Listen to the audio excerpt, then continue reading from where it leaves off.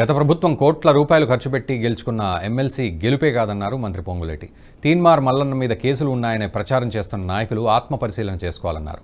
మిమ్మల్ని ఎదిరించినందుకు మల్లన్నపై కేసులు పెట్టారని, ఆ కేసులు నిలబడవని ప్రజల కోసం పోరాడే వ్యక్తి తీన్మార్ మల్లన్న అన్నారు.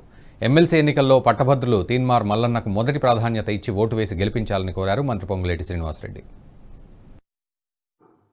రెగ్యులర్ ఎన్నికలు, ఈ గ్రాడ్యుయేట్స్ ఎన్నికల్లో, ఎమ్మెల్సీ ఎన్నికల్లో ఆనాడు నేను కూడా టీఆర్ఎస్ పార్టీలోనే ఉన్నా. తమ్ముడు తీన్మార్ మల్లన్న తమ్ముడు ఇండిపెండెంట్ గా కాంటెస్ట్ చేశాడు. ఆ రోజే నన్ను అడిగాడు, ఇందాక అడిగింది నిజం.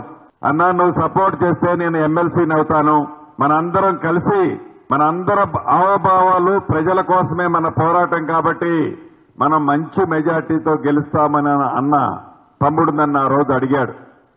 కానీ ఆ రోజు ఆ రాజకీయ పార్టీలో ఉండి తప్పు చెయ్యొద్దు అని, ఏమాత్రం తప్పు చేయకుండా ఆత్మ ప్రబోధం ప్రకారం మీరు ఓటేసుకోండి అని ఆ రోజు చెప్పిన మాట వాస్తవం. అయితే ఆ ఎన్నికల్లో ఆనాడు అధికారంలో ఉన్న ఆ పార్టీ కోట్లాది రూపాయలు ఖర్చు పెట్టి ఆనాడు తీన్మార్ మల్లన్న మీద యుద్ధం ప్రకటిస్తే ఒంటరిగా మన వంటి వాళ్ళు ఎవరూ ప్రత్యక్ష సహాయ సహకారాలు లేకపోయినా ప్రజల దీవెనలతో, గ్రాడ్యుయేట్స్ తమ్ముళ్ల ఆశీస్సులతో